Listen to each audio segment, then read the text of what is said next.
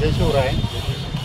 एक तर पहिली गोष्ट अशी आहे की मी माझ्या जातीसाठी इमानदार आहे आणि ह्याच्यामध्ये काही समाजाच्या काही शंका निर्माण झालेल्या आहेत। ती शंका मी विचारण्याचं काम आदरणीय आमचे आधारस्तंभ असलेले आदरणीय मनोजदादा जरांगे पाटील यांना मी केलेलं आहे। त्यानुसार मी त्यांना पत्र पाठवलेलं आहे।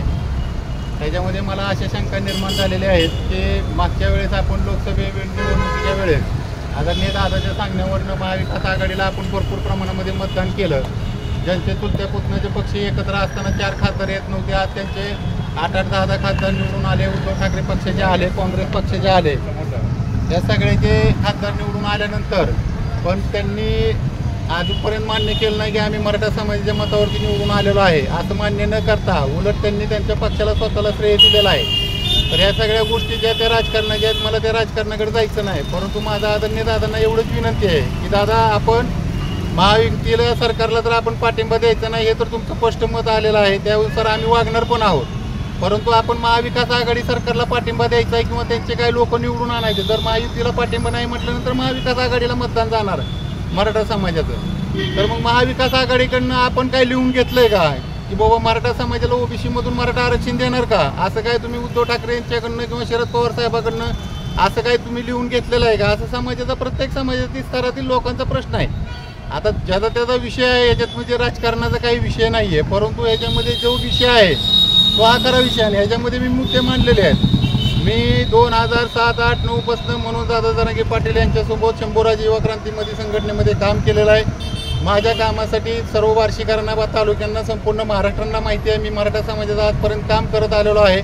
मी कुठल्याही पक्षाचा आजपर्यंत मी अजेंडा वापरलेला नाही।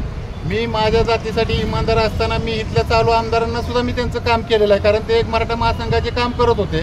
त्याच्यामुळे मी त्यांचाही आमदार किंवा आमदार म्हणून निवडून येण्यासाठी पण मी मराठा समाजात त्यांना पाठिंबा दिलेला आहे। त्यामुळं त्यांनी जाऊन 2-3 वेळा मनोजदादा जरांगे पाटलांना पण विनंती केलेली आहे। असं नाही की तो विषय राजकारणाकडे हा विषय जात नाही, हा विषय समाजकारणाचा विषय आहे। त्याच्यामुळे मी हा प्रश्न उपस्थित केला आहे मनोजदादांना की दादा, तुमची भूमिका काय? जी मागील वर्षाच्या काळामध्ये काही मराठा मुस्लिम वाद झाले, काही मागच्या काळामध्ये मराठा दलित वाद झाले, आता ओबीसी मराठा वाद निर्माण व्हायला लागलेले आहेत। मग आपण किती समाजाला अंगावर घ्यायचं? याच्यामधनं हा प्रश्न मुद्दा मूळ उपस्थित होतोय। एकतर विषय मला मुख्यमंत्री साहेबांना आणि दोन्ही उपमुख्यमंत्री साहेबांना माझी एवढीच विनंती आहे की साहेब, तुम्ही मला 5 मिनिटं वेळ द्या। मराठा समाजाच्या आरक्षणाचा विषय ओबीसीमधूनच, ओबीसी समाजाच्या आरक्षणाच्या, त्यांच्या हक्काच्या आरक्षणाला धक्का न लावता मराठा समाजाला सुद्धा ओबीसीमधून आरक्षण मिळतं। ह्याचा रामबाण उपाय अण्णा शिंदेकडे आहे, कारण मी 25 वर्षापासून मराठा समाजाचं काम करतोय। मलाही पोलिसांनी अनेक लाठ्या मारल्या, मी पण मार खाल्ला। समाजासाठी मी आंदोलन करताना मी एकदम जिवंत असे आंदोलन केले। माझीवर म्हणजे ह्याच्यामध्ये शंका घ्यायचं काय कारण आहे? प्रत्येक कार्यकर्ता असेल इथं सगळे उभारलेले सगळेजण आम्ही मराठा समाजाचं गेले 20-25 वर्षापासून काम करतो। ह्याच्यामध्ये काही शंका निर्माण झालेल्या आहेत। तुम्ही महाविकास आघाडीला जर आपण मतदान केलं तर मग महाविकास आघाडीच्या एकाही नेत्यानं प्रोटोकॉल पाळलेला नाही की आम्ही मराठा समाजाला ओबीसीमधून आरक्षण देतो, अशी मागणी नाही आहे। मग दादा, तुम्ही पण एखादा पक्ष काढा गेला, नेमकं समाजाने करायचं काय? माझ्या मनात शंका आहेत। तुम्ही 29 तारखेला मिटिंग घेणार होता, ते पण मिटिंग तुम्ही पुढे ढकलली। तुम्ही म्हणता राजकारण आचारसंहिता चालू झाल्यानंतर मग आपण ठरवू। मग ह्याच्यामध्ये नेमकं काय होणार? ते लोकसभेसारखंच होणार आहे ना। मग ज्या त्या भागातील जिथं तिथं मराठा समाजाचे काही आमदार असतील, काही असतील जे समाजाचं काम करत असतील, काही पक्षाचे लोक असतील, त्यांना जिथं तिथं समाजामध्ये लोकांना अडचणी यायला लागलेल्या आहेत। मग समाजाने करायचं काय नेमकं? ज्या महाविकास आघाडीचे चालूमध्ये 31 खासदार निवडून आले, या काही खासदारांना मराठा समाजाच्या आरक्षणाला पाठिंबा दिला नाही, हे तुमच्या लक्षात येत नाही का दादा? म्हणून मला हेच मागणं आहे, तुमच्या लक्षात जर ह्या गोष्टी जर येत नसतील तर मग मी त्यांना काय उत्तर देणार आहे? म्हणून मी त्यांना प्रश्न विचारलेला आहे आणि मी मरेपर्यंत मनोजदादा जरांगे पाटील यांच्या पाठीशी मागे राहणार आहे। ह्याच्यामध्ये त्यांचा माझा काही याच्यामध्ये म्हणजे काही अंतर नाही आहे।